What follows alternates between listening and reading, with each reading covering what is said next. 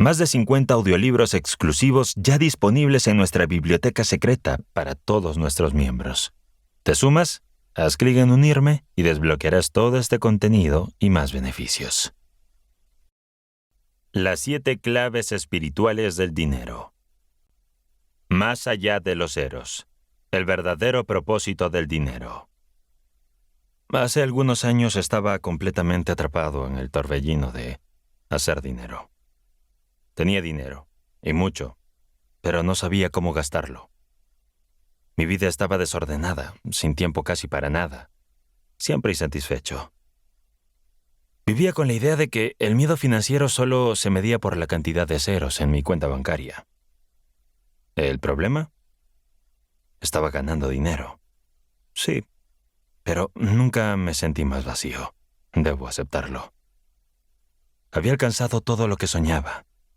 Más ingresos, más posesiones, más cosas.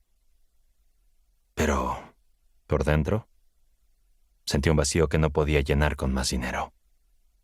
Y esa era la gran ironía de todo esto. No se trata solo de llenar los bolsillos, sino de llenar la vida. Ahora había una pregunta que no podía responder. ¿Cómo es que el dinero no llenaba ni satisfacía todas mis necesidades? Me ocurrió algo curioso al poco tiempo. Una especie de revelación, le dicen. Después de varios altibajos, algo dentro de mí comenzó a hacer ruido. Una sensación de insatisfacción que no podía ignorar. Estaba sentado en un banco de un parque, mirando los árboles, el sonido lejano de los niños jugando, la gente paseando con calma. Todo parecía moverse con armonía mientras yo me sentía fuera de lugar. Había logrado muchas de las cosas que había buscado. Un negocio exitoso, una cuenta bancaria con más ceros de los que alguna vez imaginé, pero en ese momento me di cuenta de que el dinero, por mucho que lo tuviera, no me estaba dando lo que había esperado. Mientras observaba el parque, me preguntaba, ¿este dinero que tanto me esfuerzo por ganar está realmente hecho para llenar mis días de paz y felicidad? ¿O solo para acumular cosas que nunca terminan de saciarme? Los niños que corrían y jugaban sin preocupaciones, las parejas que caminaban tranquilas. Todo eso me hizo darme cuenta de algo que había estado ignorando. ¿Era realmente el dinero lo que necesitaba para ser feliz? ¿O estaba hecho para darme más oportunidades? De disfrutar la vida, de crear momentos que no se miden en cifras. Vi una familia sentada cerca de mí, disfrutando de una merienda sencilla, y me sentí en paradoja. Había tenido la oportunidad de ganar más de lo que había imaginado, pero no podía recordar la última vez que había tenido una tarde como esa. Las personas que me rodeaban parecían tener algo que yo había perdido, una conexión con el presente, con las cosas simples. El dinero que había acumulado parecía haberme alejado de esas experiencias. Me había agotado a mí mismo buscando más, pensando que entre más poseyera, más feliz sería. Pero, ¿era eso lo que quería realmente? ¿Llenarme de cosas que no tenía tiempo para disfrutar? ¿O acaso el dinero estaba hecho para darme más opciones? Para darme la libertad de crear experiencias, para permitirme vivir con propósito. Y fue así como comenzó mi relación espiritual con el dinero. No me volví monje, ni empecé a repartir todo mi dinero a las personas que encontraba en la calle, pero sí comencé a verlo de otra manera. A entender que el dinero no solo es un medio para la supervivencia o la comodidad, sino que es una herramienta que, si se maneja correctamente, puede ser el vehículo hacia una vida más plena. En este libro voy a compartir contigo las 7 claves espirituales que me guiaron en este proceso de cambio. Claves que no solo transformarán tu relación con el dinero, sino también la forma en que vives tu vida, en todos los aspectos. La primera clave es el dinero como energía fluida. Aprenderás cómo el dinero no es solo un objeto material, sino una energía que debe fluir de manera libre y constante, sin estancarse ni acumularse por miedo. La segunda es la mentalidad de abundancia. Este concepto enseña a dejar atrás las creencias frustrantes sobre el dinero y adoptar una mentalidad contraria a la escasez. La tercera clave es el poder de la gratitud. Aprenderás a practicar la gratitud no solo como virtud, sino como una poderosa herramienta para abrir puertas, atraer oportunidades y cambiar tu relación con el dinero. La cuarta es la sabiduría del ahorro inteligente. La quinta es el poder del trabajo con propósito. La sexta es el arte de la inversión. Y finalmente, la séptima es el legado espiritual del dinero. Esta clave te mostrará cómo el dinero, cuando se usa con generosidad, se convierte en una herramienta para dejar un recuerdo positivo y sobre todo duradero. Si has llegado hasta aquí, probablemente ya sabes que el dinero no lo es todo, pero tal vez aún te estés preguntando cómo puedo lograr que el dinero trabaje para mí sin perder mi paz y propósito en el camino. Bueno, amigo mío, estás en el lugar correcto. Aquí no hablamos solo de cómo llenar tus bolsillos, sino de cómo llenar tu vida con algo mucho más importante: prosperidad espiritual. Así que acomódate, porque esto no solo te acerca a ganar más, sino también a saber más sobre la vida misma. Las historias que este libro cuenta te mostrarán cómo el dinero no es solo una herramienta, sino una extensión de tu vida, de tu propósito y de tus decisiones. Lo que estás a punto de descubrir transformará no solo tu relación con el dinero, sino la manera en que eliges vivir. Máximo León. Primera clave: el dinero como energía fluida. Era un día cálido de verano cuando Lucía, una joven chef con un restaurante exitoso en alguna parte de Francia, decidió tomarse un descanso. Había pasado años perfeccionando sus habilidades culinarias y expandiendo su negocio, hasta el punto de que su restaurante era uno de los más renombrados de la ciudad.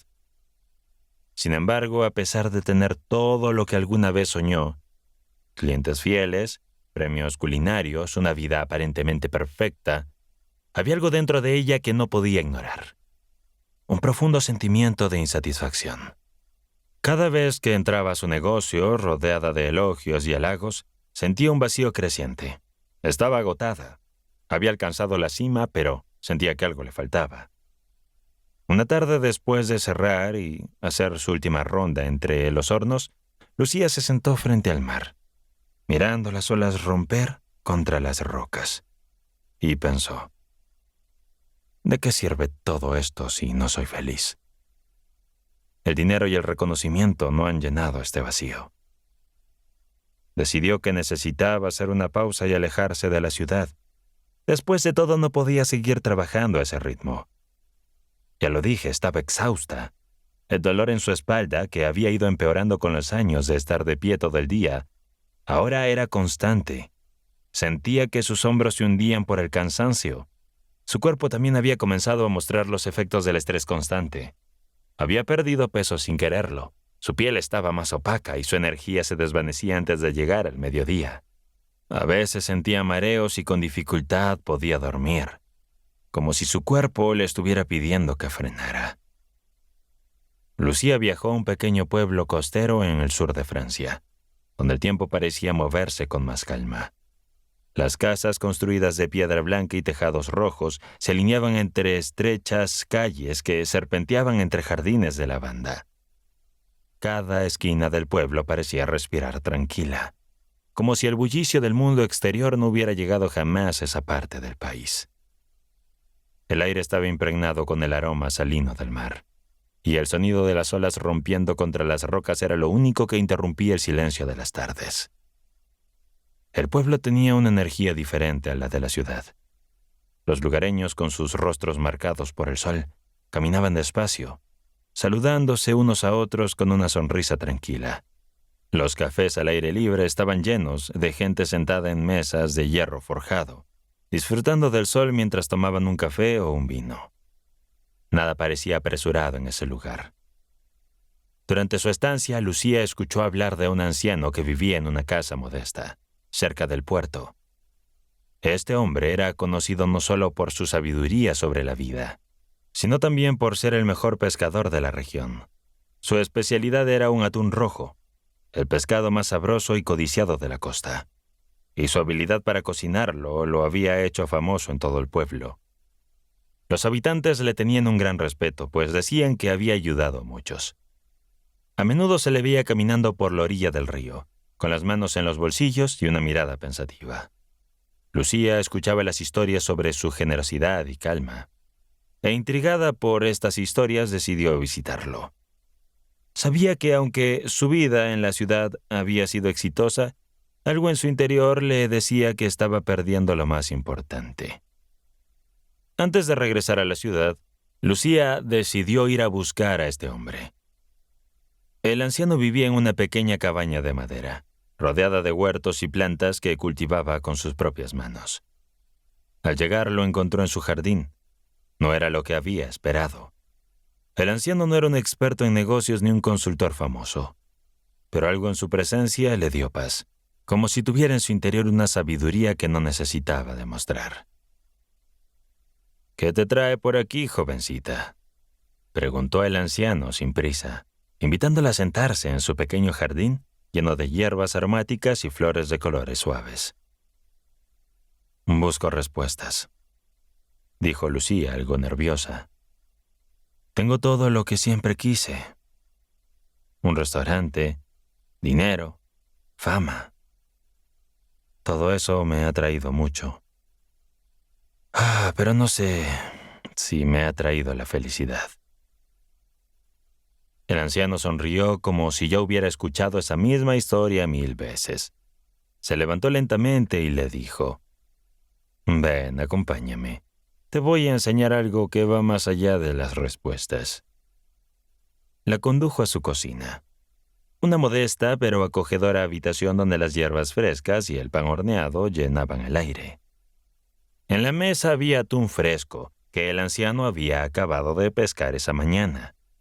Lucía observó cómo, con manos expertas, el anciano comenzó a preparar el pescado con una destreza que solo se adquiere con años de práctica.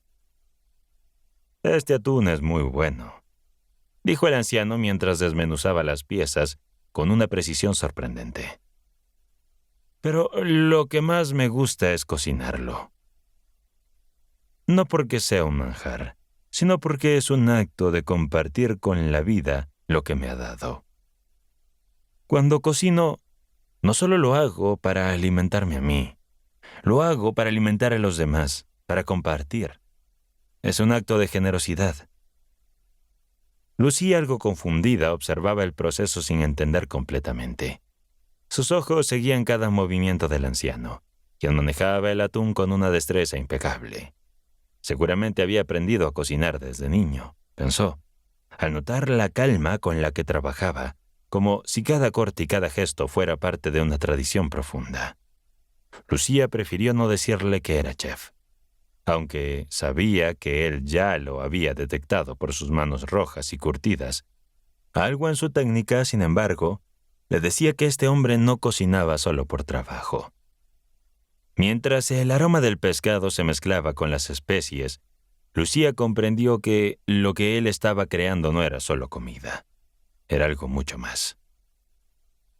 A veces pensamos que la vida, como el dinero, debe acumularse, dijo el anciano mientras giraba el sartén.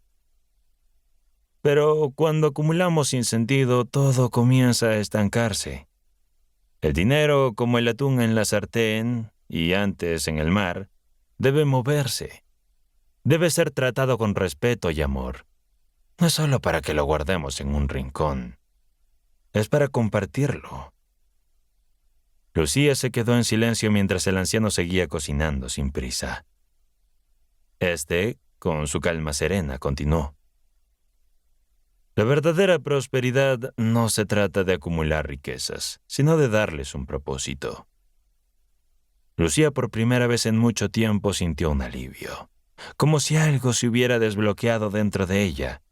Cuando el anciano terminó de preparar el atún, lo sirvió en una pequeña mesa de madera, junto con una copa de vino blanco, y Lucía, agradecida, probó un bocado. La suavidad y el sabor eran inigualables. No era solo la cocina lo que hacía especial este momento, sino el propósito que llevaba consigo. «Ahora entiende», dijo el anciano mientras lo observaba disfrutar. «El dinero debe ser usado con el mismo cuidado con el que pesco y cocino lo que obtengo del mar. Todo se trata de cómo utilizamos eso que la vida nos ha compartido. Así es como realmente se multiplican las cosas». Lucía se quedó pensativa. Por primera vez en mucho tiempo sintió que había encontrado una respuesta que realmente tenía sentido. Comprendió que había estado persiguiendo el éxito y la felicidad en las direcciones equivocadas. La verdadera riqueza, entendió, no se encuentra en lo que se posee, sino en cómo se utiliza lo que uno tiene para generar algo más grande, algo que impacte en la vida de otros y le dé propósito a la propia. De regreso a la ciudad, dejó de ver el dinero solo como el único motor para hacer crecer su negocio. Lo utilizó para crear algo que fuera más que una fuente de ingresos. Fundó una organización que enseñaba a jóvenes cocineros el valor de compartir y generar un impacto en la comunidad. Usó sus recursos, su tiempo y su conocimiento para transmitir lo que el anciano le había enseñado: que la prosperidad real no se basaba en acumular, sino en dar, en multiplicar lo que ya tenemos. La lección que Lucía aprendió ese día se conectó profundamente con un principio espiritual y financiero fundamental. El dinero no es solo un objeto físico, sino una energía que fluye a través de nuestras vidas. Durante años, personas como Lucía han visto el dinero y los negocios como algo que se acumula para alcanzar metas, para llenar vacíos. Sin embargo, ahora comprendió que su verdadero propósito era algo mucho más grande: la transformación. A aceptar el flujo que, cuando se usa sabiamente, puede multiplicarse y beneficiar a todos a su alrededor. En la vida moderna, solemos ver el dinero como un bien material limitado, algo que debe ser protegido y acumulado a toda costa. Nos han enseñado a atesorarlo, a no dejar que se escape, a hacerlo nuestro y solo nuestro. Pero esta visión limitada bloquea el flujo natural de la abundancia. Igual que el agua de un río que no debe estancarse, el dinero debe moverse, circular, ser compartido para ser útil. Lucía vio en ese instante lo que el anciano le quería enseñar. El dinero, cuando se asemeja con propósito y generosidad, se convierte en un ciclo que no solo nos beneficia a nosotros, sino a los demás, multiplicando su valor. El dinero debe fluir, moverse hacia nuevos lugares, nuevas ideas, nuevas manos, para seguir siendo productivo. Cuando lo acumulamos por miedo o codicia, se detiene, se estropea, pierde su capacidad para nutrir nuestras vidas y la de los demás. En las enseñanzas de Lao Tse y el taoísmo, se nos recuerda que todo en el universo está en constante movimiento. El Tao fluye sin esfuerzo, dice Lao Tse, y el dinero, como el agua del río, debe fluir libremente. El taoísmo enseña que el dinero no es un recurso limitado, sino una energía vital que, como el agua, fluye en un río, debe ser liberada para dar vida. Este principio no es solo espiritual, sino también práctico. Cuando dejamos que el dinero fluya y se distribuya, genera más prosperidad, no solo material, sino también emocional y espiritual. Lucía entendió que el dinero no debía ser el único objetivo, sino que debía ser una herramienta para hacer algo más grande, invirtiendo tiempo, recursos y energía en otros, no solo en lo que ella misma deseaba. Descubriría que lo que realmente enriquece la vida no es la acumulación, sino el compartir. De esta manera, el dinero no solo pierde su carácter limitado, sino que se convierte en un medio para transformar la vida de muchos en un ciclo que no termina. A lo largo de la historia, muchas tradiciones espirituales, como el hinduismo, también nos hablan del concepto de Dham. En la India, no solo significa riqueza material, sino una riqueza más profunda que viene de entender el flujo universal. El dinero es solo una forma de energía cósmica que fluye hacia nosotros cuando permitimos que se mueva, se distribuya y se comparta. Esta perspectiva pone énfasis en la importancia de mantener una relación fluida y desapegada con el dinero. El dinero no es bueno ni malo, Es la intención con que lo usamos lo que lo convierte en algo positivo o negativo. Cuando aprendemos a ver el dinero como energía en movimiento, dejamos de verlo como un fin y lo convertimos en una herramienta que podemos utilizar para construir, para ayudar a otros y para expandir nuestras propias oportunidades. La clave está en entender que el dinero no es solo una fuente de poder o un reflejo de éxito. Cuando lo usamos para crear, para compartir, para multiplicar, se convierte en un puente entre las personas, algo mucho más grande de lo que podemos poseer. El flujo del dinero no es solo una cuestión de cifras. Al igual que el agua del río, este debe fluir sin obstáculos para cumplir su verdadero propósito. Cuando lo dejamos moverse libremente, sin miedo ni reservas, descubrimos que tiene el poder de multiplicarse y de expandir nuestras posibilidades. No se trata de acumular, sino de utilizarlo con sabiduría, para transformar lo que tenemos en algo más grande, algo que no solo nos beneficia a nosotros, sino a los demás. Segunda clave: la mentalidad abundante. Martín era un músico talentoso. Desde joven su habilidad para tocar la guitarra clásica y componer melodías originales lo había convertido en una figura admirada en su pequeño círculo. Las críticas siempre eran buenas: su técnica, su sensibilidad, su autenticidad. Sin embargo, a pesar de ese reconocimiento, Martín vivía atrapado en una mentalidad de escasez. Se dedicaba a un género que en su país pocos escuchaban con atención, y menos aún estaban dispuestos a pagar por disfrutar. Pensaba que nadie valoraba la música original ni la interpretación clásica, que nadie gastaría dinero en un concierto si podía escuchar canciones gratis en Internet o en cualquier lugar. Aunque tenía un don natural, su cabeza siempre estaba llena de dudas. Nunca podré vivir de esto. Aquí nadie paga por el arte. No importa cuán bueno sea. Esta forma de pensar lo llevaba a rechazar oportunidades antes incluso de intentarlo. Tocaba en bares pequeños donde el ruido de las conversaciones ahogaban sus melodías, aceptando propinas irrisorias que apenas alcanzaban para el transporte de regreso a casa. Componía piezas hermosas para otros músicos, pero nunca se atrevía a lanzar su propio material, como si sus canciones no fueran dignas de ver la luz. Cada vez que alguien le proponía grabar un disco, Martín encontraba una excusa para aplazarlo, retrasarlo y sabotearlo. En el fondo estaba convencido de que no valdría la pena. ¿Para qué grabar un disco que nadie compraría en un país donde, según él, la música clásica era invisible? Hasta que un día todo cambió. Participó casi por casualidad en un pequeño festival de música local. No esperaba nada, como de costumbre.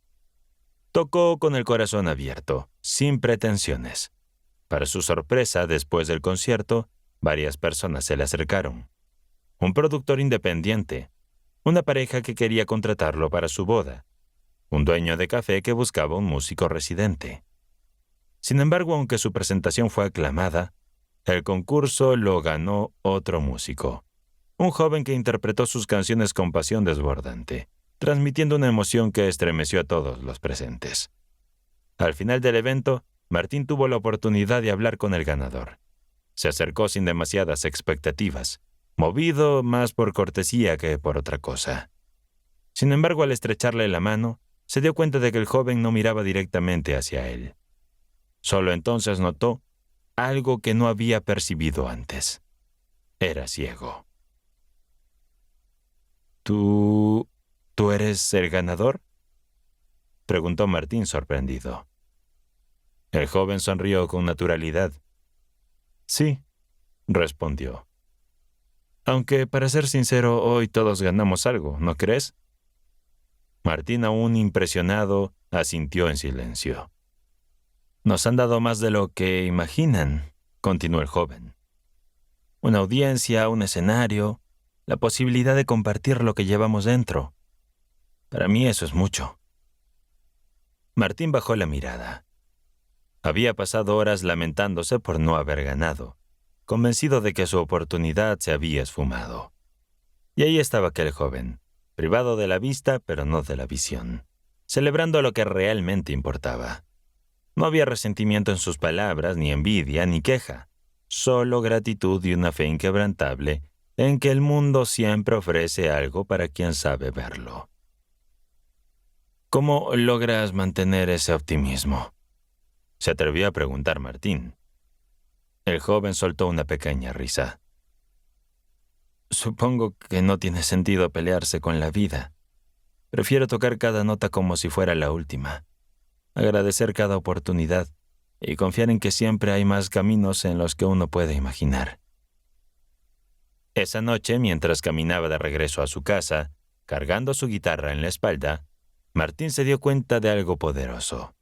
El problema nunca había sido su música. El problema había sido su manera de mirar el mundo. Había vivido convencido de que no había oportunidades, que la gente no lo valoraba. Pero la verdad era que nunca se había abierto del todo. Su talento no era escaso, pero su mentalidad sí. Desde aquel día, decidió dejar de cerrarse a las puertas antes de tocarlas.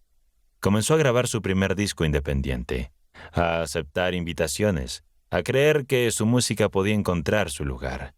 Dejó de esconder sus canciones por miedo al rechazo, y los frutos no tardaron en llegar. Conciertos, colaboraciones, grabaciones, viajes. Por primera vez comenzó a ganar dinero haciendo lo que amaba, algo que durante años creyó imposible. El mismo país que antes veía como un desierto musical, ahora se revelaba lleno de oasis. Donde antes veía obstáculos, ahora veía escenarios. Donde antes veía indiferencia, ahora veía público. Comprendió que la abundancia no era solo una cuestión de suerte o contexto, sino de atreverse a poner su talento en movimiento. Martín comprendió que la abundancia no siempre estaba en lo que faltaba, estaba en lo que estaba dispuesto a crear. La historia de Martín era una prueba de que la verdadera riqueza no está solo en las circunstancias externas, sino en la manera en que vemos nuestras posibilidades. Una mentalidad de escasez nos aparta de las oportunidades, nos lleva a pensar que el éxito es para otros, que no es el momento, que no hay mercado, que el lugar no ayuda. Pero cuando cambiamos nuestra percepción y comenzamos a ver abundancia donde antes veíamos carencias, el mundo que nos rodea también empieza a cambiar. La mentalidad abundante no es una fantasía irracional, es una decisión consciente de ver lo que tenemos, en lugar de obsesionarnos con lo que creemos que falta. Es entender que cada don que poseemos puede abrir caminos inesperados, siempre que estemos dispuestos a confiar en su valor y compartirlo. La abundancia nace cuando usamos nuestros talentos, no solo para sobrevivir, sino para enriquecer el mundo. Cuando adoptamos esta mentalidad, dejamos de vivir como si el éxito fuera un recurso limitado. Comprendemos que la prosperidad se multiplica al compartir, que hay suficiente para todos y que al confiar en nuestro propio valor, invitamos al mundo a responder con oportunidades. La abundancia empieza en la mente y desde ahí se expande hacia todo lo que hacemos. Martín no cambió de país ni de profesión, cambió de mentalidad y eso fue suficiente para transformar su vida. Si este libro te está siendo de ayuda, ¿podrías hacer una pequeña pausa y dejar una reseña honesta? No te costará nada, y menos de 60 segundos. Con esto ayudarás a una persona más a encontrarse con este libro y pueda también serle de ayuda. Para que eso pase, todo lo que tienes que hacer es dejar una reseña honesta con el link en la descripción o escaneando el QR que aparece ahora mismo en tu pantalla. Que quieras ayudar a otros, nos hace saber que eres uno de nosotros. Gracias. Y volvamos al audiolibro. Tercera clave. El poder de la gratitud. Había un mercader llamado Felipe, dueño de una tienda de alfombras en un pequeño y concurrido mercado de la ciudad. Su negocio había sido exitoso durante años, y aunque disfrutaba de una vida cómoda, algo dentro de él le decía que no estaba completo. Felipe no sabía cómo explicarlo, pero sentía que los bienes materiales que había acumulado no le traían la paz que tanto ansiaba.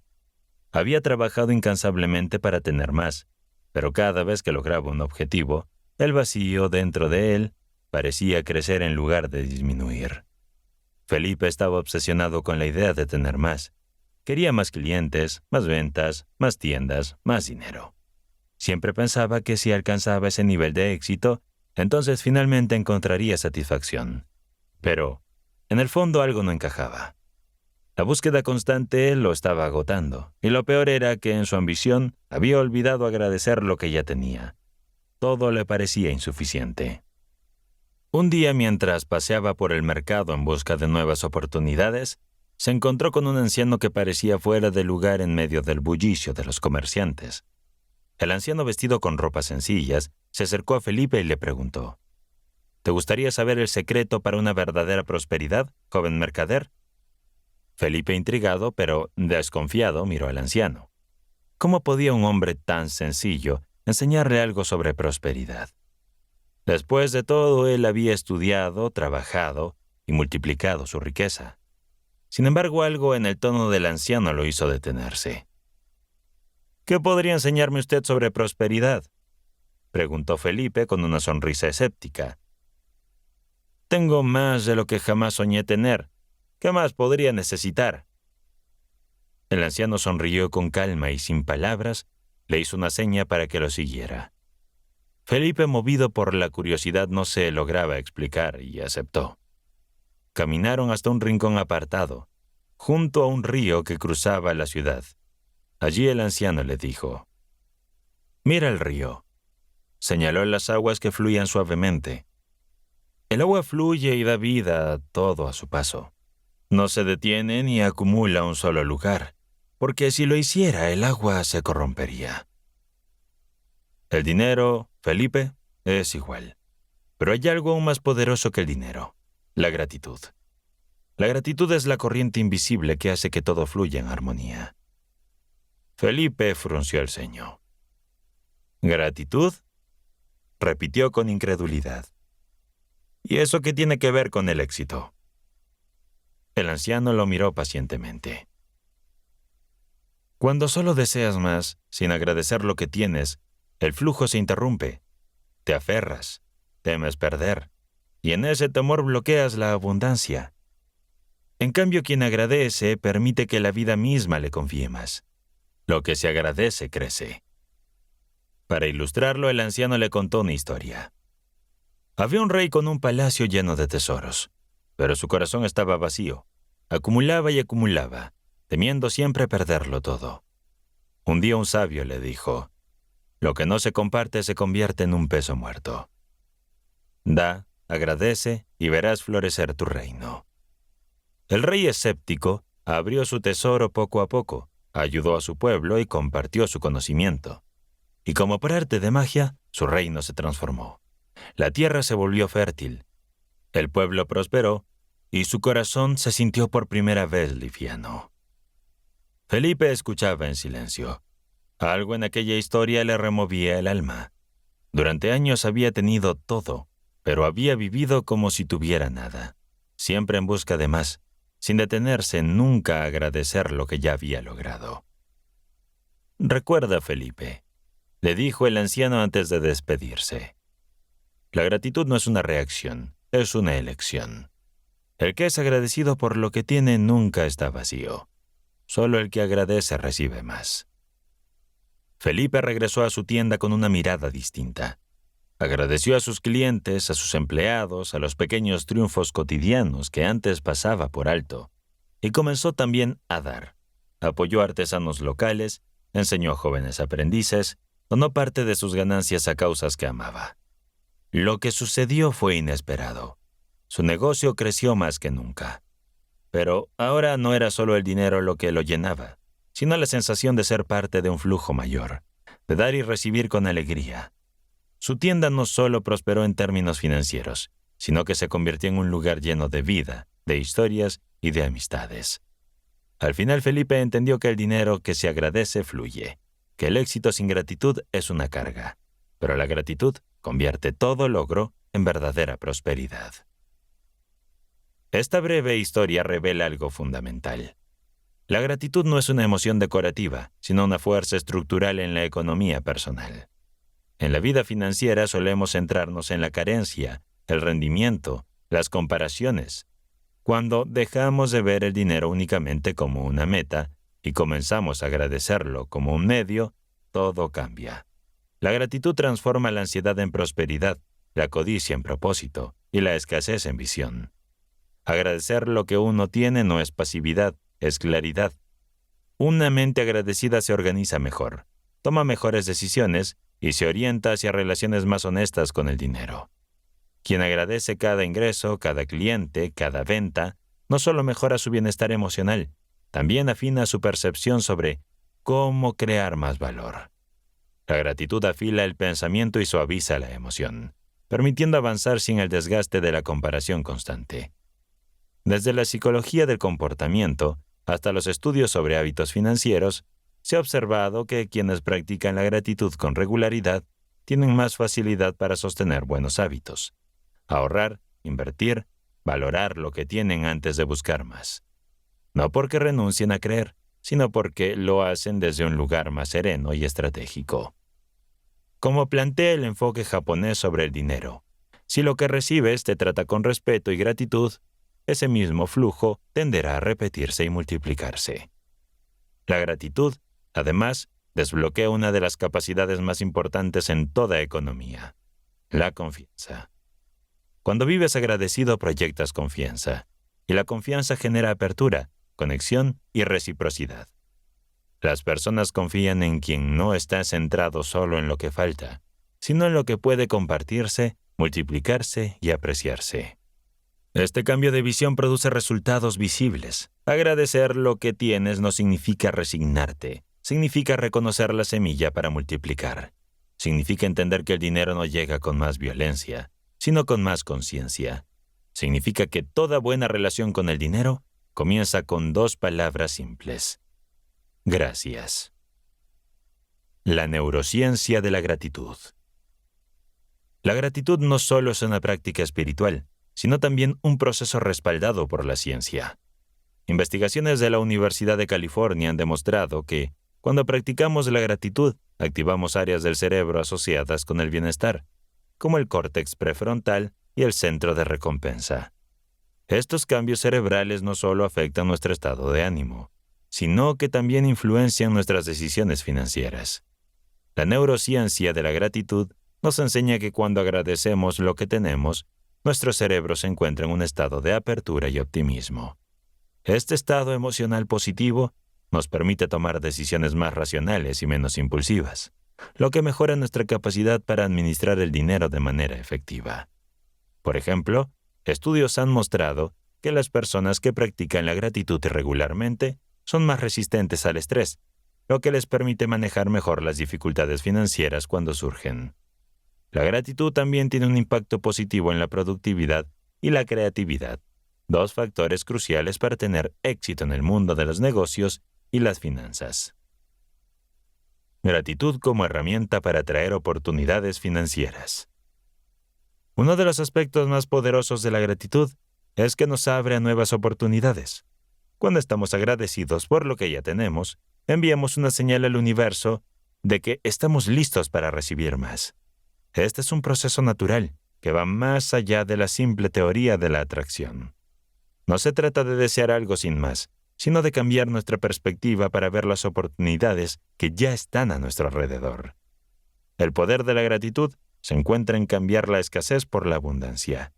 La clave no está en buscar más, sino en reconocer lo suficiente en el presente. Prácticas diarias de gratitud.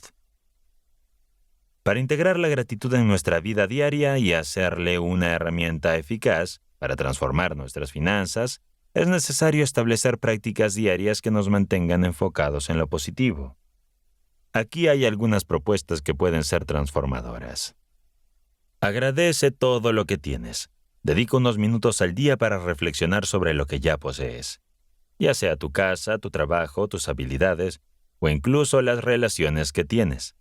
Reconocer lo que ya está en tu vida cambia tu percepción de la escasez a la abundancia. Escribe un diario de gratitud. Anotar al menos 3 cosas por las que estés agradecido cada día puede transformar tu mentalidad. Esto te ayuda a enfocar tu mente en lo positivo y a abrazar la abundancia. Haz de la gratitud un acto consciente.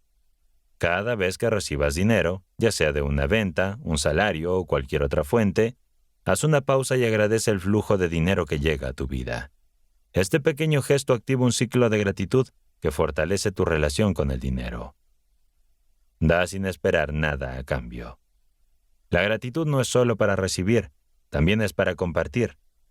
Al dar generosamente, sin esperar una recompensa inmediata, estableces un ciclo de abundancia que crece exponencialmente. El poder de la gratitud es uno de los secretos más poderosos para desbloquear la prosperidad. No se trata de esperar a tener más, sino de valorar y agradecer lo que ya tenemos.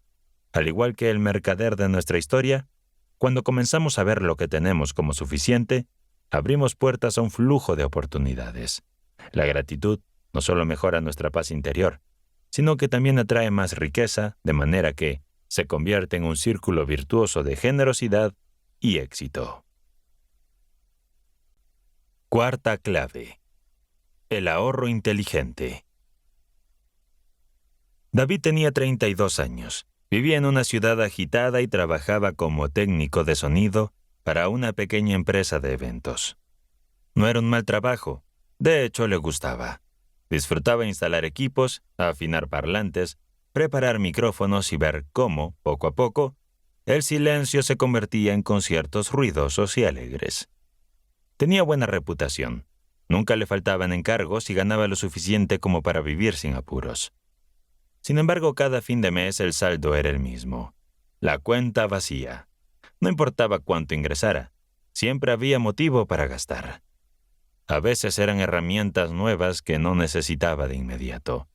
Otras veces una salida extra, una noche de copas con amigos, ropa que compraba impulsivamente sin necesitarla, o viajes improvisados que lo dejaban más endeudado que satisfecho.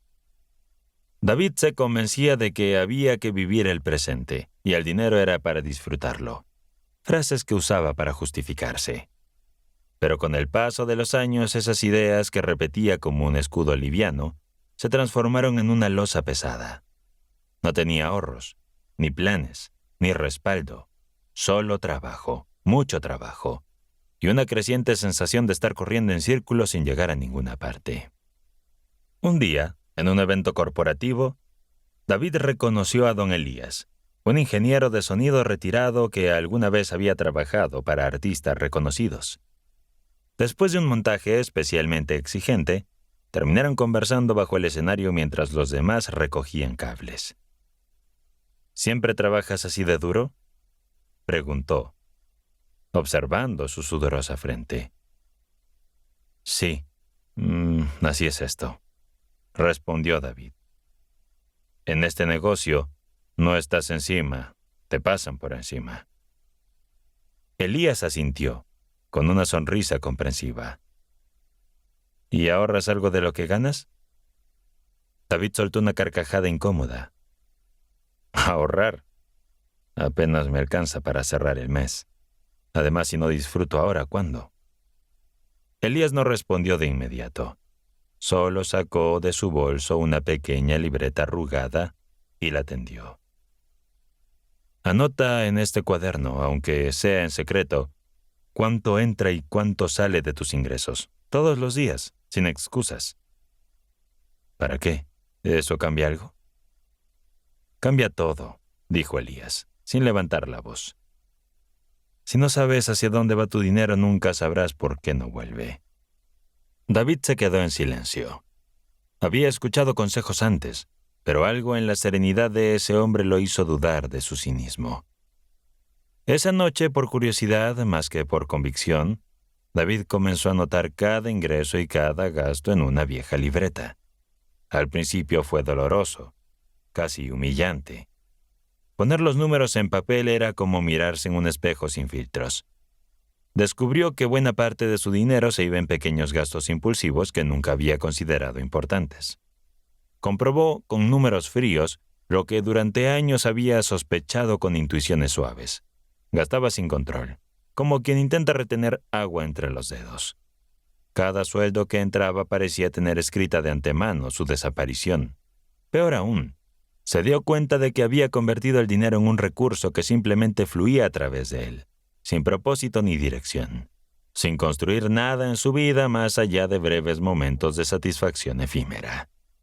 Durante semanas, a pesar de la incomodidad inicial, siguió el ejercicio con disciplina, y casi sin proponérselo, empezó a hacer cambios. Aprendió a postergar los gastos innecesarios, a pensar 2 veces antes de sacar la billetera, a preguntarse si realmente necesitaba aquello que iba a comprar.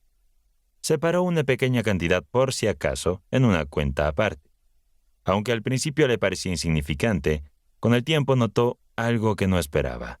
No necesitaba tanto como pensaba para estar bien. Bastaba con menos, con mucho menos. Ese pequeño fondo que empezaba a crecer lentamente le dio algo que no había sentido en años, una sensación nueva de tranquilidad, una base sólida sobre la cual podía empezar a construir algo mejor. 1 mes, luego 2, luego 6. Al principio no le daba demasiada importancia, solo era una pequeña transferencia automática a una cuenta que no miraba con frecuencia. Pero con el tiempo, cada número que crecía allí se convertía en una afirmación silenciosa de que algo dentro de él estaba cambiando. Cuando se quiso dar cuenta, tenía guardado el equivalente a 2 meses completos de sueldo. No era una fortuna, pero era suyo. Nadie se lo había prestado. No era una promesa futura ni un golpe de suerte. Era fruto de pequeñas decisiones diarias, sostenidas con paciencia. Por primera vez, David tenía margen. Ya no vivía con la angustia de qué pasaría si cancelaba un evento a último minuto, o si una gripe lo dejaba en cama. Podía respirar, y por extraño que sonara, comenzó a trabajar con más entusiasmo. Ya no trabajaba por miedo a quedarse sin dinero. Trabajaba desde una nueva conciencia de lo que su tiempo y su esfuerzo valían. 1 año después, mientras grababa para un documental en un museo, un productor lo escuchó hablar sobre su rutina de trabajo y quedó impresionado por su nivel de organización. Días más tarde, esa misma persona le ofreció incorporarse como jefe técnico en una empresa más grande, con mejor equipo y mejores condiciones. El cambio de ritmo no solo le dio mayor estabilidad, sino también más control sobre sus horarios y finanzas. David tomó una decisión que mantendría de por vida: guardar al menos 20% de todo lo que ganaba, sin excusas y sin excepciones. Con parte de sus ahorros se inscribió en un curso avanzado de mezcla digital. Era algo que había querido hacer desde hace años, pero siempre lo había postergado por falta de dinero o tiempo. Esta vez no fue así. Esta vez tenía los recursos y tenía claro el propósito. Aprendió, se certificó, conoció nuevos colegas y al cabo de 3 años abrió su propio estudio de grabación. No era grande ni lujoso, pero era funcional. Acústicamente bien tratado. Y lo mejor de todo, era suyo, pagado en cuotas sin deudas pendientes, con equipos que había comprado uno a uno con tiempo, ahorro y visión. David no se hizo millonario, no compró un departamento en el centro, ni apareció en la portada de ninguna revista de emprendimiento, pero jamás volvió a estar en cero, jamás volvió a sentirse atrapado por una urgencia económica. Su mentalidad había cambiado y con ella su realidad. Y cada vez que algún joven sonaba resignado, diciendo, «¿Es que a mí no me alcanza para ahorrar?», David solo sonreía, tomaba un sorbo de café y respondía con la misma frase que alguna vez lo sacudió como una revelación: «Si no sabes hacia dónde va tu dinero, nunca sabrás por qué no vuelve». Uno de los pilares de la prosperidad, desarrollados en El hombre más rico de Babilonia, se resume en una frase simple y poderosa: una parte de todo lo que ganes es tuya para conservar. Esta idea, aunque parezca evidente a primera vista, es ignorada por millones de personas que viven al ritmo del consumo inmediato. Porque la verdad es que casi nunca sobra dinero. El error más común es pensar que el ahorro es lo que queda después de gastar, cuando en realidad el ahorro real comienza cuando decidimos apartarlo antes. No es una cuestión de cuánto se gana, sino de cómo se honra lo que se gana. Cuando decidimos reservar una parte para nosotros mismos, antes que para el alquiler, los pagos, los imprevistos o los caprichos, estamos haciendo algo mucho más grande que acumular. Estamos dando una señal de respeto por nuestro esfuerzo, por nuestro tiempo invertido y por nuestra dignidad como personas de valor. Ahorrar, entonces, es mucho más que un hábito financiero. Es una declaración de orden interno. Es la forma en que decimos al dinero, no te vas sin enseñarme algo. Es la manera de pasar del caos a la estructura, del miedo a la previsión. La práctica del ahorro inteligente no se basa en fórmulas mágicas ni en cálculos sofisticados. Se basa en una decisión firme y cotidiana de poner la mente por encima del impulso. Requiere conciencia, sí, pero también carácter. Cada vez que decidimos no gastar por gastar, estamos cultivando una habilidad que va más allá del dinero, la visión a largo plazo. Porque quien sabe esperar, también sabe construir. Y quien construye con paciencia, finalmente alcanza algo que el consumo no puede ofrecer: seguridad, paz y libertad verdadera.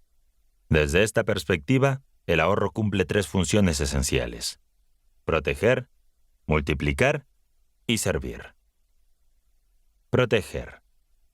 Ahorrar no es un lujo de quienes ya lo tienen todo resuelto.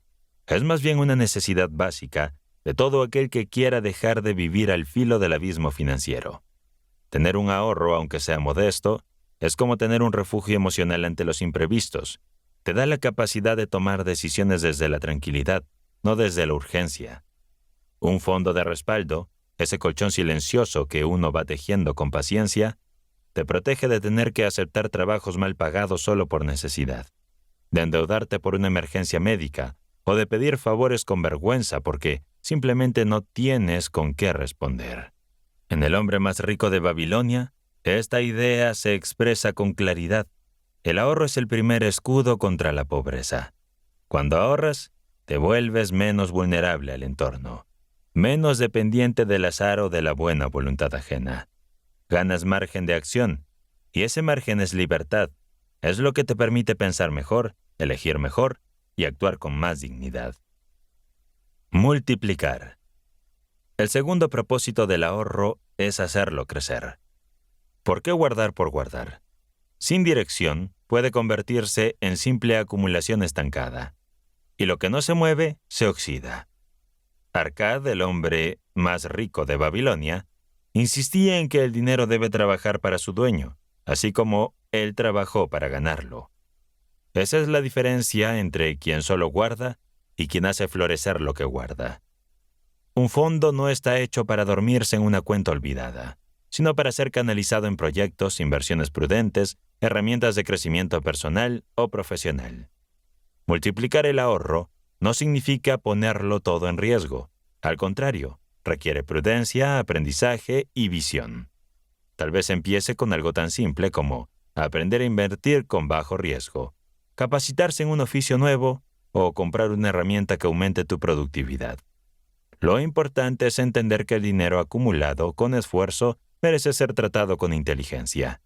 Invertir sabiamente no es ambición desmedida, es respeto por el sacrificio que representó reunir cada billete, cada moneda. Servir. Finalmente, el ahorro está hecho para ser útil. No debe convertirse en un fetiche, en una cifra que se acumula solo para inflar el ego.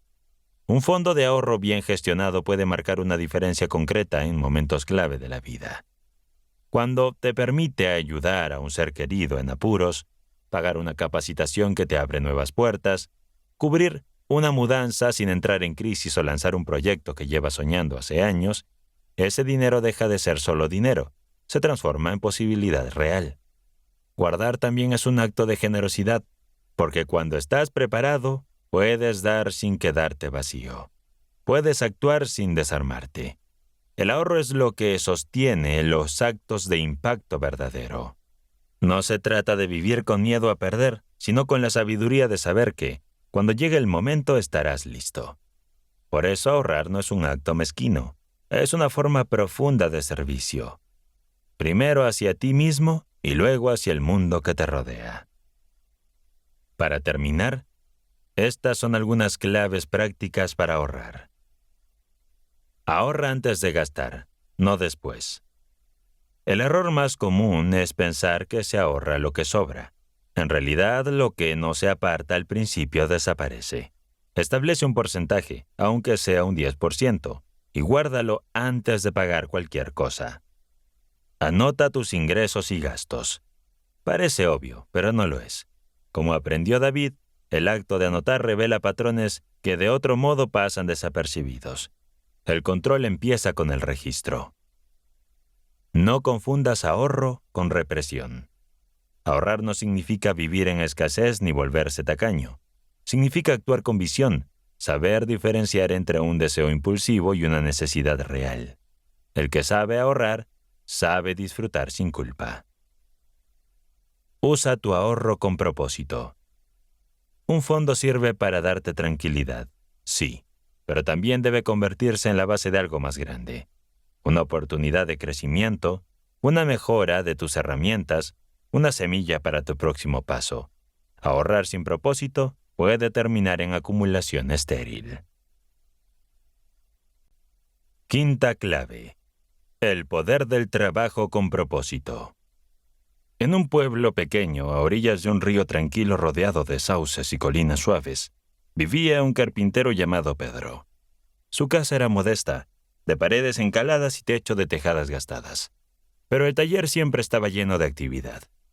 Durante años, Pedro había trabajado incansablemente fabricando mesas, sillas, estantes y camas que vendía en el mercado local. Era un hombre de manos fuertes, espalda encorvada y mirada serena, con la precisión de quien conoce bien su oficio.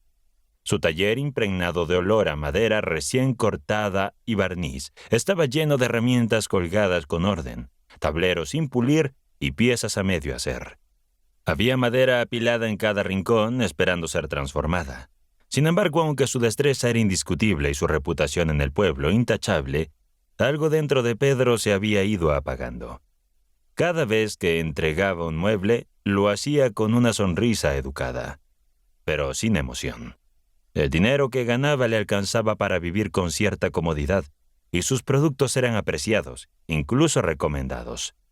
Pero Pedro sentía que algo faltaba. Una sensación difusa, como un eco sordo, le repetía que su trabajo se había vuelto hueco. Al regresar a su casa después del mercado, a veces se sentaba frente a la ventana y se quedaba mirando el río sin pensar en nada, solo sintiendo ese vacío silencioso que el esfuerzo diario no lograba llenar. Pedro había comenzado su oficio con entusiasmo, casi con amor. Recordaba con nitidez los primeros años, cuando tallar un barco era una experiencia íntima, casi espiritual. Se tomaba el tiempo en cada curva, elegía las vetas con atención y hasta hablaba con la madera como si pudiera responderle. Pero con el paso de los años el trabajo se convirtió en repetición. El ritmo de los pedidos aumentó. La presión por cumplir lo alejó de la inspiración. Fabricaba por encargo, medía, cortaba, lijaba, barnizaba con eficiencia, pero sin alma. Cada mueble era correcto, funcional, pero no decía nada, no emocionaba. Él mismo reconocía, aunque nunca lo decía en voz alta, ya no trabajaba con el corazón. Su taller antes era un santuario, y ahora se había vuelto en una fábrica silenciosa. Lo que empezó como una vocación se había transformado en una rutina pesada. Había caído en la trampa de hacer por hacer, de producir para sobrevivir, sin detenerse a recordar por qué había elegido ese camino. Trabajaba, pero solo por dinero. El alma que antes ponía en cada creación había sido sustituida por horarios, presupuestos y entregas puntuales. Y eso, más que cansarlo, lo entristecía. Un jueves por la tarde, cuando el sol caía oblicuo sobre las herramientas del taller, Pedro estaba a punto de cerrar el día cuando entró una mujer mayor con una silla rota en brazos. Era una mecedora antigua, una madera oscura, una pata floja y el respaldo astillado. La mujer, de mirada tranquila y voz suave, se la atendió con sumo cuidado, como si cargara algo mucho más frágil que madera. ¿Podría arreglarla?, preguntó. Era de mi madre. Murió hace unos años y desde entonces no he dejado que nadie la toque, pero ahora me gustaría volver a usarla. Pedro, acostumbrado a arreglos rápidos, casi rutinarios, sintió algo distinto al tocar la silla. Había una vibración silenciosa en esa madera vieja, una especie de historia que parecía latir debajo de las astillas. Estaba desgastada en las esquinas, con marcas de dedos donde tal vez alguien la había tomado cada mañana durante años. El apoyabrazos tenía una línea hundida, como si hubiese sostenido una taza caliente muchas veces en el mismo lugar, con el mismo gesto. El asiento hundido levemente en el centro hablaba de largas jornadas de descanso. Se la llevó al fondo del taller sin decir mucho, solo con un leve gesto de afirmación y el corazón un poco más despierto que minutos antes. Pasó días reparándola. Podría haberlo hecho en una tarde. El trabajo técnico no era complicado, pero algo lo frenaba. Cada vez que la tocaba lo hacía con una especie de reverencia. No quería simplemente agarrarla, quería respetarla. Reforzó las uniones con cuidado, como si sostuviera los huesos de una historia familiar. Sustituyó solo lo estrictamente necesario, una pieza astillada de respaldo, un tornillo corroído.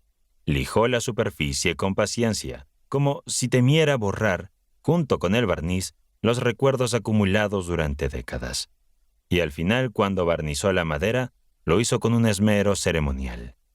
Como quien viste de gala una historia antigua que va a ser contada de nuevo. Cuando la mujer volvió a buscar la silla y vio el resultado, se quedó unos segundos en silencio, contemplándola como si no creyera lo que estaba viendo. Luego, sin poder contenerlo, sus ojos se llenaron de lágrimas. La tocó con suavidad, acarició el respaldo y luego el apoyabrazos, como si reconociera a una vieja amiga reencontrada después de mucho tiempo. «Está viva otra vez», susurró con la voz quebrada por la emoción. «Mi madre se sentaba aquí todas las mañanas a leer, durante años. Este era su lugar. Gracias por devolverme eso. Gracias por hacerla regresar, aunque sea un poco». Pedro se quedó en silencio.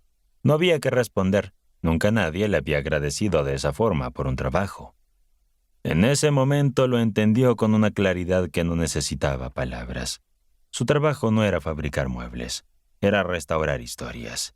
Era crear objetos con alma, devolver recuerdos, dignificar lo que el tiempo y el desgaste habían borrado. Esa silla para esa mujer era una forma de volver a tocar a su madre. ¿Y cuánto valía eso? ¿Qué cifra podía medirse con esa sensación? Desde ese día algo profundo cambió en Pedro. Ya no se levantaba simplemente para cumplir con encargos, ni pensaba en cuánto cobraría por pieza. Empezó a hacer preguntas a sus clientes. ¿Para quién era el mueble? ¿Dónde iba a colocarse? ¿Qué significaba para ellos esa mesa, esa estantería, ese banco? Descubrió que detrás de cada pedido había una historia, una intención, un vínculo. Ya no cortaba madera al azar ni ensamblaba sin pensar. Elegía los materiales con más cuidado. Pensaba en la luz que tocaría cada superficie, en las manos que la rozarían cada día. Imaginaba conversaciones alrededor de esas mesas, silencios compartidos en esas sillas, libros leídos en esos estantes. Cada clavo que colocaba, cada barniz que aplicaba llevaba consigo una parte de su conciencia. Y curiosamente, aunque ya no lo hacía por eso, cuanto más amor ponía en cada creación, más valoraban sus muebles. La gente comenzó a notar que sus piezas no eran solo resistentes y bien hechas, sino que transmitían algo difícil de definir. Una calidez, una intención. Ya no lo buscaban solo por su habilidad, sino por la manera en que lograba poner vida dentro de la madera.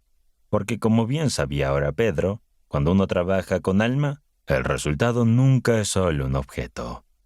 Con el tiempo los pedidos se multiplicaron. Primero fueron vecinos, luego gente de pueblos cercanos, hasta que su nombre empezó a circular más lejos. Pero Pedro no volvió a fabricar por volumen. Aceptaba solo lo que podía hacer con tiempo, con atención, con sentido. Su taller dejó de ser solo un espacio de trabajo. Se convirtió en un lugar de historias, de encuentros, de respeto por la materia y por el alma de cada objeto. Había comprendido que el verdadero propósito del trabajo no es producir sin parar, sino transformar. Transformar no solo la madera, sino también a quien la trabaja y a quien la recibe. Y cuando eso sucede, el dinero llega. No como una meta, sino como una consecuencia natural de hacer algo con propósito, con dedicación, con verdad. Pedro ya no trabajaba por dinero, trabajaba con sentido, y el dinero, como todo lo que fluye en armonía, llegó solo, sin urgencia, como un reflejo justo de aquello que por fin había aprendido a ofrecer. La historia de Pedro nos introduce en un concepto central que puede definir por completo no solo nuestra relación con el trabajo, sino también con el dinero. El trabajo con propósito. En una sociedad donde muchos terminan en empleos que no disfrutan, presionados por las cuentas o por las expectativas ajenas, no es raro que el trabajo se vuelva una carga. Se convierte en algo que hay que soportar, en lugar de ser una actividad que construye identidad, dignidad y posibilidad. Es fácil caer en la trampa de trabajar simplemente por el sueldo, de contar las historias que faltan para salir y de desconectarse emocionalmente de lo que uno hace. Pero cuando eso se sostiene en el tiempo, tiene un costo, mental, físico y financiero. Trabajar con propósito no significa tener un trabajo perfecto, ni vivir en un estado constante de inspiración. Significa darle sentido a lo que hacemos, entender para qué lo hacemos y cómo impacta, no solo en nosotros, sino en los demás. Cuando conectamos el oficio, sea el que sea, con una intención clara, el trabajo cambia. Mejora la calidad de lo que entregamos, mejora nuestra energía, nuestra comunicación, y en consecuencia también mejoran los resultados. No se trata de idealismo, sino de eficiencia humana. Las personas que trabajan con sentido son más conscientes, más enfocadas, y suelen destacar no necesariamente por hacer más, sino por hacer con calidad y coherencia. Desde el punto de vista financiero, esto se traduce en una ventaja competitiva real. Las personas que trabajan con propósito construyen reputación, atraen oportunidades, fidelizan clientes y generan confianza. Y la confianza es uno de los activos más rentables que existen. Un trabajo con propósito produce más que dinero. Produce relaciones sólidas, desarrollo personal y estabilidad a largo plazo. Porque cuando haces algo que tiene sentido, es más fácil sostener el esfuerzo, aprender, adaptarse, crecer y reinventarse. Integrar esta idea en la vida diaria no requiere un cambio radical, ni dejar todo para seguir los sueños.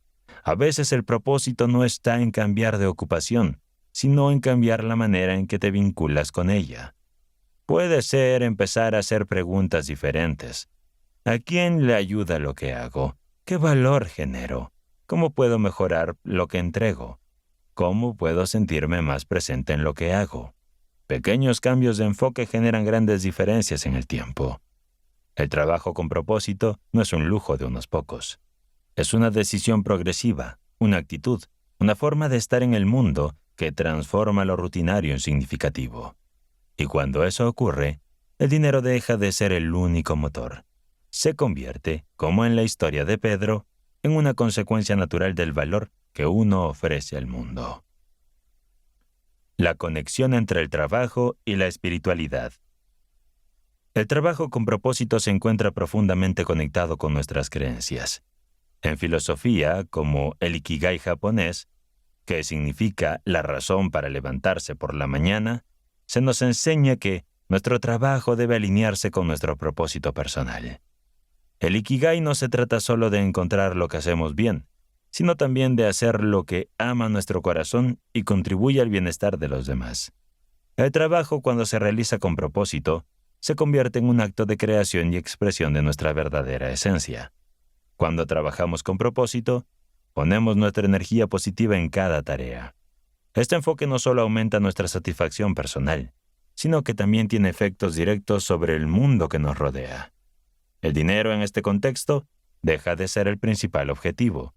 El verdadero valor radica en el impacto que creamos en nuestro trabajo y en cómo lo reciben aquellos que lo reciben. El dinero como resultado de la pasión. Es común escuchar que el dinero es el objetivo final del trabajo. Sin embargo, aquellos que realmente han alcanzado la prosperidad lo entienden de manera diferente. El dinero es solo el resultado de un trabajo realizado con pasión y dedicación. El dinero no llega por el simple hecho de trabajar, sino por trabajar de manera que nuestros esfuerzos se alineen con nuestras pasiones y nos permitan generar algo valioso para los demás. La pasión es lo que impulsa a las personas a dar lo mejor de sí mismas en lo que hacen. En el caso de Pedro el carpintero, el dinero llegó cuando trabajó con dedicación, sin obsesionarse con el resultado inmediato, sino con el respeto. Al poner amor en lo que hacía, creó muebles que no solo eran funcionales, sino que eran objetos llenos de valor emocional y espiritual. Este concepto se refleja claramente en la vida de muchos emprendedores y líderes que lograron dejar huella, no solo por su éxito económico, sino por la pasión que pusieron en su labor. Un ejemplo elocuente es el de Howard Schultz, el impulsor de Starbucks. Schultz no empezó su carrera soñando con hacerse millonario. Su propósito era mucho más simple y humano. Quería crear un lugar donde las personas se sintieran valoradas, donde pudieran reunirse y encontrar una experiencia acogedora, no solo un café. Su visión era construir una tercera casa, entre el trabajo y el hogar. Fue esa intención, esa búsqueda de sentido en cada detalle del servicio y el producto, la que transformó una pequeña cadena de cafeterías en un fenómeno global. El dinero, como siempre en estos casos, fue una consecuencia, no el motor inicial. Cuando el trabajo nace de un propósito claro y real, los resultados económicos suelen ser mucho mayores y más sostenibles que cuando el único objetivo es la ganancia rápida. El trabajo con propósito como fuente de prosperidad. Cuando trabajamos con propósito, no solo obtenemos satisfacción emocional, sino que atraemos prosperidad material. Esto ocurre porque nuestro trabajo tiene un valor intrínseco que no se puede medir solo por el dinero que ganamos, sino por la calidad que aportamos al mundo. El trabajo con propósito nos conecta con una visión a largo plazo, una visión que va más allá de las recompensas inmediatas. Este tipo de trabajo nos permite ser resilientes ante las adversidades, porque estamos motivados por algo más profundo que un simple salario. Como resultado, las oportunidades fluyen hacia nosotros, no solo por el esfuerzo, sino por la energía positiva que estamos generando. El trabajo con propósito en la práctica. Para trabajar con propósito debemos empezar por identificar lo que realmente nos apasiona y lo que le da sentido a nuestras vidas. No se trata de abandonar todo y cambiar de carrera, sino de integrar nuestra pasión en lo que hacemos día a día. Y aquí hay algunas maneras prácticas de comenzar. Identificar tu propósito. Haz una lista de actividades que disfrutas hacer, aquellas que te dan energía y te hacen sentir realizado. Trata de integrar esas actividades en tu trabajo diario. Transforma lo ordinario en extraordinario. Encuentra el propósito en las tareas cotidianas, ya sea en un negocio, en una tarea doméstica o en un proyecto personal. Encuentra la significación detrás de lo que haces. Busca el impacto. Pregúntate cómo tu trabajo contribuye a mejorar la vida de los demás. Eso puede ser tan simple como proporcionar un buen servicio o crear un producto que aporte valor. El trabajo con propósito no solo transforma nuestra vida financiera, sino también nuestra satisfacción personal. El dinero que obtenemos cuando trabajamos con pasión y dedicación no es solo el resultado de un esfuerzo, sino un reflejo de nuestra energía positiva. Al igual que Pedro, cuando comenzó a trabajar con propósito y amor, no solo enriquecemos nuestras vidas, sino que también creamos algo significativo para los demás. Así el propósito se convierte en una fuente de prosperidad y es, sin duda, una de las claves para una vida de riqueza. Sexta clave: la inversión como recurso. En los rincones olvidados de la ciudad, donde los carteles se descascaran y la esperanza parece evaporarse con el humo de los autos, vivió durante años un hombre llamado Héctor. No era un ciudadano ejemplar ni alguien de quien la gente se sintiera orgullosa. Era, para decirlo sin rodeos, un ladrón. No uno de esos criminales refinados de película, sino un ladronzuelo de poca monta, de los que roban bolsos en el mercado y huyen entre callejones retorcidos. Pero dentro de su vida desordenada, de sus noches errantes, se escondía algo que ni él mismo sabía que poseía. Una chispa de inteligencia desperdiciada. Era astuto. Desde chico, Héctor había desarrollado un instinto natural para observar a las personas. Su manera de caminar, sus gestos al entrar a una tienda, sus bultos que llevaban en la mochila. Entendía los patrones de la ciudad como otros entienden las partes de un motor. Sabía dónde estaba el dinero y cómo se movía. Podía prever con asombrosa facilidad cuándo un comerciante bajaría la guardia, cuándo un cliente distraído dejaría su bolso apenas colgado de un hombro. Pero toda esa agudeza, toda esa capacidad de anticiparse, la había usado siempre de la peor manera, robando oportunidades en vez de construirlas. Una noche después de un golpe fallido que casi le cuesta la libertad, y posiblemente algo más, terminó desplomado en una acera rota, jadeando, con el cuerpo adolorido y la moral por el suelo. La policía había pasado de largo esa vez, pero sabía que su suerte se agotaba. A su lado, apoyado contra una pared repleta de grafitis, vio a un joven de su misma edad, quizás un poco mayor, vestido con una chaqueta manchada de pintura y el ceño. No hubo una conversación mística, ni ancianos iluminados. Solo un cartel improvisado que el joven sostenía sobre las rodillas. Se arreglan bicicletas rápido y barato. Héctor lo miró de reojo. ¿Un taller ambulante a medianoche? Se burló para sus adentros. Pero algo en la determinación del muchacho, en su postura digna pese a la miseria, lo hizo pensar. ¿Tiene sentido arreglar bicicletas en un barrio donde nadie paga?, preguntó Héctor, entre sarcasmo y curiosidad. El chico lo miró sin inmutarse. No las arreglo para hacerme rico, respondió con calma, sino para construir algo que nadie puede robar, experiencia. Héctor soltó una risa amarga, sin creer lo que escuchaba. ¿Experiencia? ¿Construir? Él había dedicado años a quitar, a sobrevivir a base de astucia, pero nunca había pensado en crear. No había nada en su vida que pudiera llamarse verdaderamente suyo. Esa noche, mientras caminaba por las calles desiertas, la idea del hombre se quedó dando vueltas en su cabeza. ¿Y si en lugar de seguir robando, empezaba a construir? No sabía por dónde empezar ni qué podía hacer para cambiar, pero por primera vez se preguntó si había una forma distinta de vivir, de ver el mundo. No sabía qué construir ni cómo, pero algo dentro de él sentía que ya era hora de hacerlo. Finalmente dio el primer paso que no requería permisos ni grandes inversiones. Invirtió en sí mismo.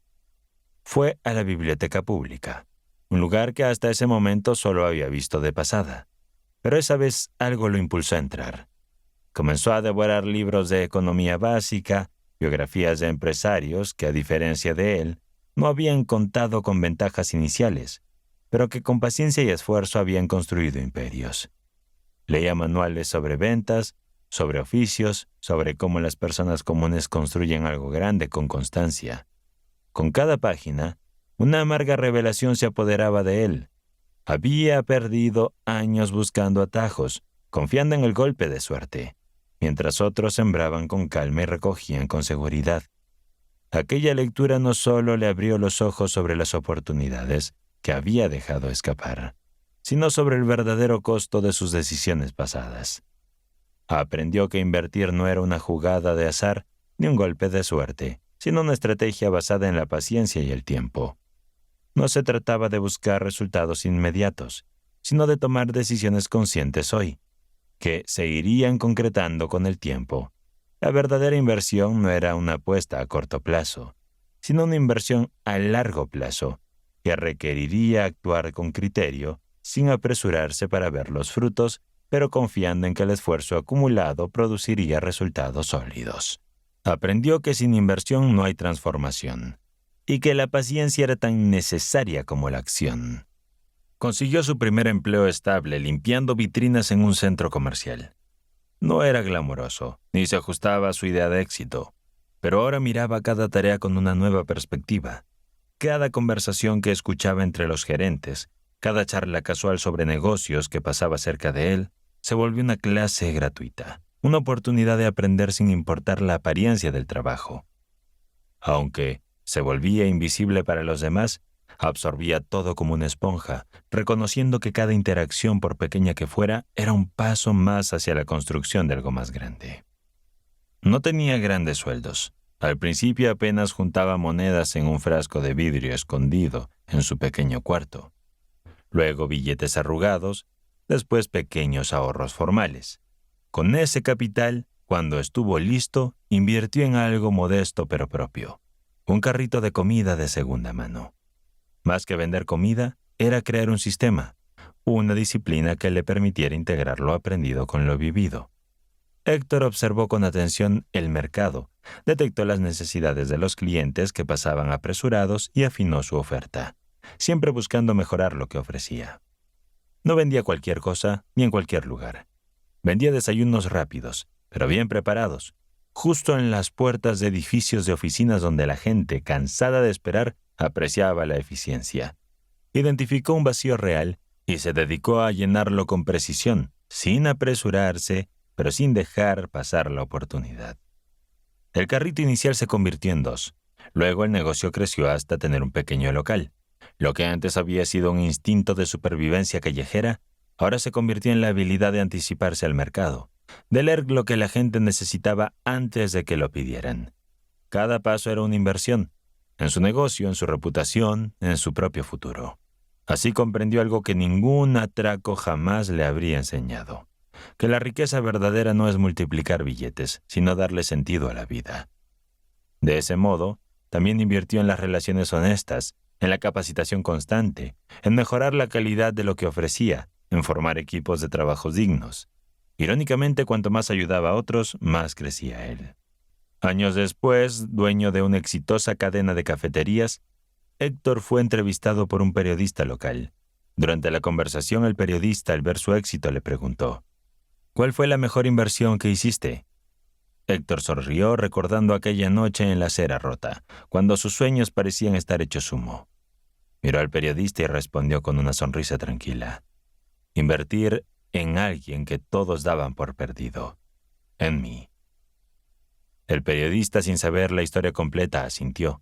Pero Héctor sabía que la verdadera inversión había sido en su propio cambio, en su capacidad de aprender y de aplicar con humildad cada lección que la vida le había enseñado.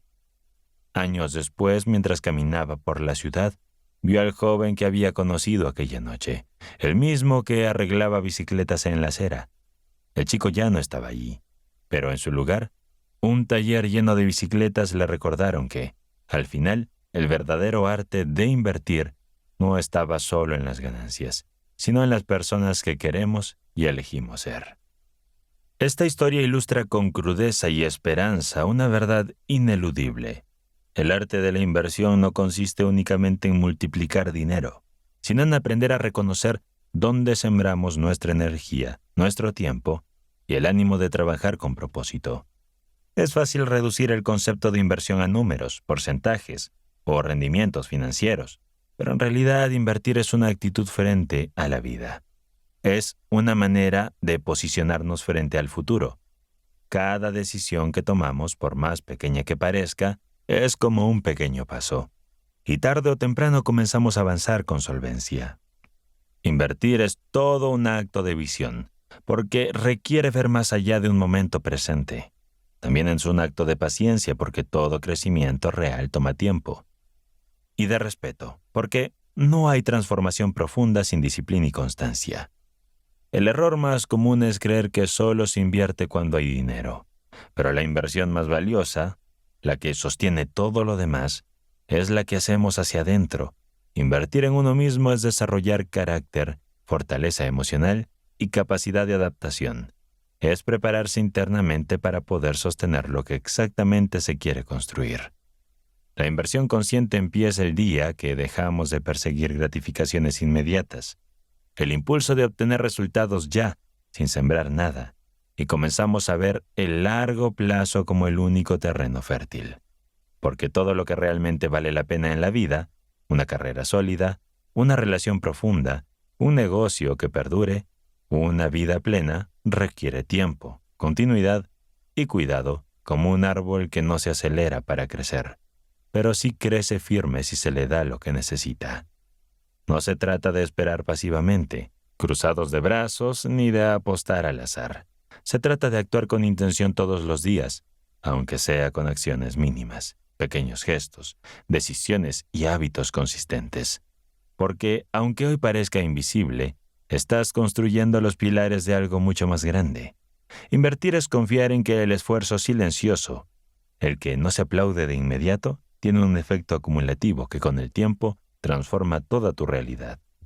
Como dice T. Harv Eker en Los secretos de la mente millonaria, la gente rica ve cada dólar como una semilla que puede plantarse para ganar $100 más, que después se pueden sembrar de nuevo para ganar 1,000 más. El dinero, por supuesto, es una herramienta poderosa para quienes saben invertirlo, pues se traduce en propiedades, negocios, acciones, etc. Pero reducir la inversión solo al dinero es como intentar construir una casa solo con clavos. Hace falta madera, hace falta planos, hace falta visión. De la misma forma, hay inversiones invisibles que resultan aún más decisivas. La educación continua, las relaciones humanas de calidad, la salud física y mental, el tiempo dedicado a la reflexión y a la planificación. Cada libro que leemos, cada conversación significativa que cultivamos, cada momento que dedicamos a fortalecer nuestro cuerpo y nuestra mente, es una inversión que no se ve a corto plazo. La pobreza más brutal no es la falta de dinero, es la falta de interés, de recursos internos para responder a los desafíos del mundo. El éxito genuino, ese que no se desvanece al primer viento adverso, ese que no depende de una racha de suerte ni de la validación externa, no le pertenece a los impacientes. Llega a quienes entienden que todo lo duradero se construye con el tiempo, que los cimientos fuertes se hacen debajo de la superficie, donde nadie aplaude. Llega a quienes saben invertir con paciencia, con visión y constancia, a quienes trabajan cada día con la fe silenciosa del que planta un árbol, sin apresurarse por ver sus frutos, sabiendo incluso que tal vez será otro quien se siente bajo su sombra. Héctor, el antiguo ladrón, lo descubrió no por consejo ajeno, sino por una fuerza de errores, golpes y aprendizajes reales. Y al final, cuando miró hacia atrás, entendió que su mayor fortuna no fue el dinero que acumuló, ni los negocios que prosperaron, sino la persona en la que se convirtió gracias a las semillas que supo sembrar en los momentos en los que nadie creía en él. Este arte está al alcance de todos. No requiere títulos, ni capital inicial, ni privilegios. Solo requiere decisión, constancia y una forma distinta de mirar el tiempo. Pero por eso mismo, tan pocos lo dominan, porque exige disciplina cuando todos quieren inmediatez, exige profundidad en el mundo que celebra lo superficial, y exige carácter cuando la mayoría prefiere atajos. Séptima clave: el fluir espiritual. Nuria llegó a la ciudad con poco más que una mochila y los recuerdos de su hogar en Venezuela. A sus 28 años ya había conocido lo frágil que es la estabilidad y la vida en general. La situación en su país había empeorado cada vez más, y aunque su familia le había enseñado a no rendirse, la incertidumbre se había convertido en una rutina.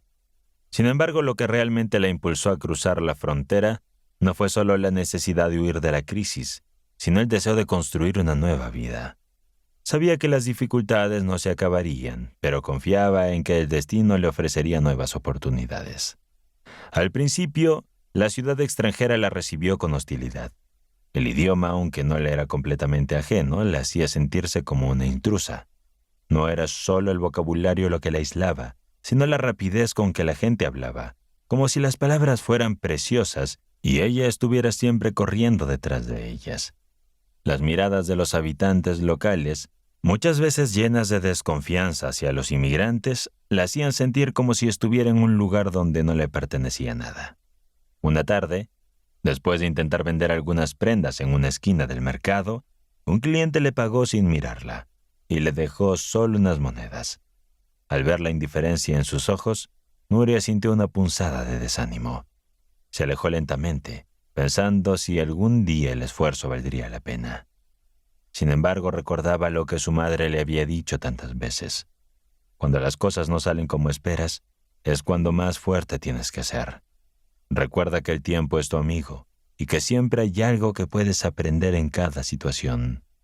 Su situación no era fácil, pero lejos de hundirse en la frustración, intentaba enfocarse en lo que podía aprender.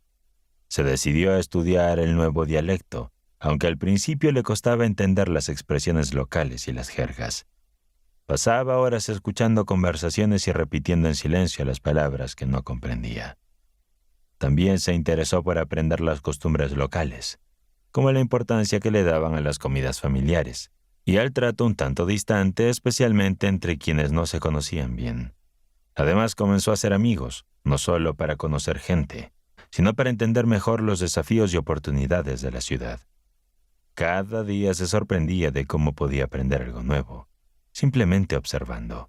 Los mercados, las calles, los nuevos paisajes y hábitos, los pequeños gestos de los vendedores, todo era una lección. Como su madre le había enseñado, lo más valioso no era el dinero que pudiera ganar de inmediato, sino lo que pudiera construir con paciencia y persistencia. Recordaba las historias de su padre, un hombre que había conocido la abundancia. También había experimentado la miseria total. Durante años había trabajado incansablemente en su taller, creando muebles con manos expertas, pero la crisis económica lo había golpeado con dureza. A pesar de perder todo lo que había logrado, nunca se desmoronó. En lugar de ceder a la desesperación, siguió trabajando con la misma dedicación y sin quejarse. Le enseñó a Nuria que la vida no se trataba de lo que se pierde, sino de lo que se sigue construyendo. La paciencia es lo que convierte un trozo de madera en una mesa que durará generaciones. Le había dicho mientras trabajaba, como si su vida estuviera tejida con hilos de esperanza. A pesar de las adversidades, su padre nunca dejó de sonreír ni de ofrecer ayuda a los demás, porque entendía que el verdadero valor de la vida no residía en lo que tenía, sino en cómo fluía con las circunstancias, sacando provecho de las abundancias que la vida nos brinda, sin quedarnos atrapados en las miserias. Unos meses después de ese incidente en el mercado, Nuria comenzó a ver su entorno de manera diferente. En lugar de concentrarse en lo que no tenía, se enfocó en lo que sí podía aprovechar: el tiempo, las experiencias y las personas que conocía. En cada conversación con un cliente, en cada paso por la ciudad, veía algo para aprender. En lugar de lamentarse por las dificultades, comenzó a ver cada obstáculo como un desafío que le ayudara a crecer. Si algo no salía bien, encontraba una forma de corregirlo, de mejorarlo. Si vendía menos en un día, aprovechaba el tiempo para perfeccionar su oferta, para aprender más sobre lo que sus clientes necesitaban. Si las ventas no iban como esperaba, se dedicaba a mejorar su presentación, a hablar con más personas, a construir relaciones. Con el tiempo, entendió algo fundamental. La paciencia y la perseverancia siempre generan frutos, aunque tarden en llegar. Decidió que no se apresuraría a obtener recompensas inmediatas, sino que tomaría su tiempo para construir algo sólido. Comenzó a trabajar con optimismo. Cuidaba niños, trabajaba en restaurantes o en florerías. Al final de cada jornada se tomaba unos minutos para agradecer lo que había logrado. Agradecía tener la oportunidad de aprender algo nuevo, y se visualizaba cada vez más cerca de tener su propio negocio, de ser una mujer exitosa que podía ayudar a su familia en Venezuela, y un día tener una familia propia, un hogar lleno de amor y de estabilidad. Nuria estaba sorprendida con la diversidad de la flora de aquel país. Había tantas especies que nunca había visto antes, flores de colores vibrantes y formas exóticas que la recordaban a su tierra natal. Su amor por las flores no era nuevo. Había estudiado botánica durante un semestre en su país, antes de la crisis política, y también había sentido una conexión especial con ellas. Las flores le traían recuerdos de su infancia, cuando su madre las cultivaba en el jardín de su casa y le enseñaba a cuidarlas con dedicación. Ver toda esa belleza a su alrededor hizo sentirse cerca de casa, a pesar de estar en un lugar tan lejano. Cada noche antes de dormir, Nuria manifestaba sus deseos.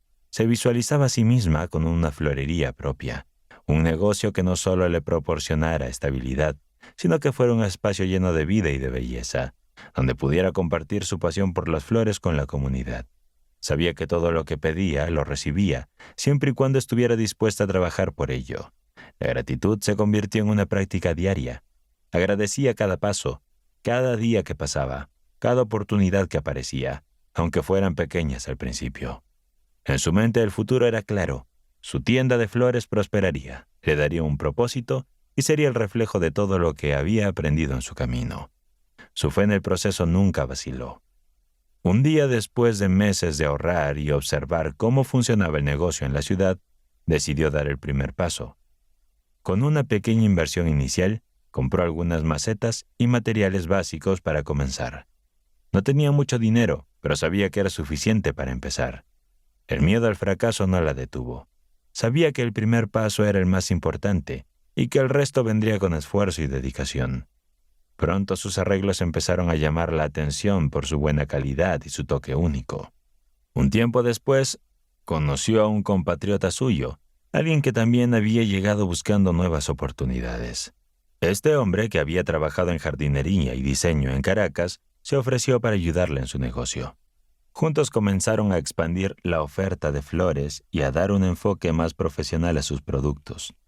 Aunque al principio no fue fácil, el apoyo de su amigo y su propia determinación hicieron que el negocio comenzara a crecer de forma inesperada. A medida que pasaban los meses, las ventas aumentaron. Nuria fue ganando prestigio y sus arreglos florales empezaron a ser solicitados por personas que organizaban eventos importantes, como bodas lujosas y reuniones de autoridades. Su habilidad para combinar flores de manera armónica y elegante le permitió destacarse, y su optimismo constante se convirtió en su herramienta más valiosa. Pronto no solo tenía un pequeño local, sino que comenzó a enviar arreglos a diferentes partes de la ciudad y a clientes de otros pueblos cercanos. El negocio creció tan rápido que ya no le daba abasto. Con el tiempo contrató más personal y expandió su taller. Lo que comenzó como una pequeña florería en un rincón de la ciudad se había convertido en un centro de referencia para quienes buscaban arreglos exclusivos. Nuria no solo había creado un negocio exitoso, sino que también se había convertido en una figura respetada en la industria. Lo más asombroso era que, más allá de lo que había manifestado, un negocio propio, prosperidad, un futuro estable, se estaba volviendo rica poco a poco. No solo tenía dinero en el banco, sino que también podía ayudar a su familia en Venezuela, algo que había soñado desde su llegada. Cada mes enviaba una parte de sus ganancias a sus padres y hermanos, y aunque su vida ya era muy distinta a la que había dejado atrás, sabía que la verdadera abundancia no se medía solo en lo que tenía, sino en lo que podía compartir con los demás. Cada vez que alguien entraba en su tienda sentía la energía positiva que Nuria había infundido en cada rincón, en cada ramo, en cada detalle. Su negocio no solo se basaba en la venta de flores, sino en su pasión, dedicación y amor por lo que hacía. Ella había aprendido a hacer fluir su espíritu con la riqueza y la abundancia que hay en el universo, confiando en que, al alinear sus esfuerzos con ese flujo, el universo le respondería de manera generosa. Y con su negocio, con sus acciones, estaba enseñando a otros cómo también podían manifestar esa abundancia en sus propias vidas. El dinero como puente de generaciones. La historia de Nuria nos ilustra de manera práctica lo que muchas veces olvidamos en medio del ritmo acelerado de la vida moderna. El dinero no debe ser un fin en sí mismo, sino una herramienta. Cuando lo entendemos como un medio para construir un futuro sólido y sostenible, se transforma en un puente entre generaciones, una fuerza transformadora que nos conecta no solo con el presente, sino con las futuras generaciones. La abundancia no es solo una cuestión material, es un estado mental y espiritual. Cuando entendemos que lo que necesitamos no es algo que deba acaparar, sino algo que fluye cuando estamos en sintonía con el universo, la vida misma se convierte en una fuente constante de oportunidades. Es como el agua. Si la retenemos o la estancamos, pierde su propósito, pero cuando la dejamos fluir, se convierte en un medio para crear, nutrir y transformar. El verdadero flujo de la abundancia se logra cuando no intentamos forzar las circunstancias, sino que nos alineamos con nuestro propósito y permitimos que la vida se exprese a través de nosotros. Como señala Ken Honda en Dinero Feliz, la abundancia está en nuestra disposición a recibir y a compartir lo que el universo nos ofrece. Cuando lo hacemos con gratitud y conciencia, no se trata de acumular, sino de permitir que lo que recibimos fluya y crezca, sin apego ni miedo. Aprender a fluir es entender que no se trata de lo que podemos tener, sino de que podemos dar y crear. Cuando nuestras acciones, decisiones y pensamientos están alineados con la energía de la vida, el universo responde generosamente. Fluir implica sabernos conectados con la naturaleza de la vida misma, no de apresurarse ni de acaparar, sino de caminar con paciencia, sabiduría y fe que todo llegará a su tiempo, si somos capaces de soltar el control y permitirnos recibir lo que el universo tiene para ofrecernos. Epílogo. Un viaje continuo. A lo largo de estas páginas hemos descubierto las 7 claves espirituales que transformaron la relación con el dinero. Hemos visto cómo lejos de ser un fin en sí mismo, puede ser una extensión de nuestro propósito vital, una energía que refleja nuestra conciencia, nuestras elecciones y nuestros valores más sinceros. Cada historia que recorrimos no son solo fábulas, son espejos de nosotros mismos. Son llamados a mirar dentro y preguntarnos, ¿cómo estoy manejando la energía que me ha sido confiada? En cada clave aprendimos que la abundancia fluye mejor cuando la tratamos como energía viva, que nuestra mentalidad define los límites de nuestra prosperidad. Entendimos que la gratitud no solo abre puertas espirituales, sino también financieras, y que el ahorro, lejos de ser una mezquindad, es un acto de respeto hacia nuestro futuro. Para ilustrarlo mejor, permíteme contarte una última historia. En una ciudad lejana, donde los inviernos eran tan duros que los ríos se congelaban, vivía un hombre llamado Samuel. Samuel no era ni pobre ni rico. Era, podríamos decir, un hombre promedio. Trabajaba duro, pagaba sus cuentas, ahorraba cuando podía, pero había algo que lo diferenciaba de los demás. Cada año, cuando llegaba la primavera, Samuel plantaba árboles. No tenía tierras propias, compraba pequeños retoños con su propio dinero y los plantaba en silencio, sin esperar reconocimiento. Los vecinos al principio se burlaban de él. ¿Para qué gastar tiempo y dinero en algo que ni siquiera podría cosechar? Pasaron los años, Samuel envejeció y la ciudad cambió. Donde antes había calles polvorientas, ahora había avenidas bordeadas de árboles frondosos. Los niños jugaban bajo su sombra. Los ancianos descansaban en bancos rodeados de verdor. Nadie recordaba quién había plantado aquellos árboles, pero todos disfrutaban de su presencia. Ese es el verdadero significado del legado espiritual. Usar nuestros recursos, tiempo, talento, dinero, para crear algo que beneficie a otros, incluso cuando no estemos ahí para ver el resultado. Aplicar estas claves no es simplemente seguir una receta para el éxito financiero. Es iniciar un camino de transformación interna, donde el dinero deja de ser un patrón de miedo o de eterna codicia, para convertirse en una herramienta de construcción. Al aplicar las 7 claves, no solo transformarás tu vida financiera, sino también tu vida espiritual. El dinero se convierte en una herramienta para vivir con propósito, para ti y para el mundo que te rodea. La verdadera prosperidad comienza cuando entendemos que el dinero, al igual que el amor, es una energía que debe fluir y expandirse. Hasta la próxima. Máximo León. Soy Geraldo Medina. Esperamos que hayas disfrutado de esta producción de Las 7 claves espirituales del dinero, de Máximo León. Este audiolibro ha sido producido por Aubiblio Studios. Edición y revisión del texto, Aubiblio Editorial. Copyright de la producción 2025, Aubiblio Studios. Todos los derechos reservados. Si deseas agregar este libro a tu biblioteca, dejaremos los enlaces en la descripción. También puedes seguir nuestro canal principal, Aubiblio. Gracias y nos vemos en la siguiente página.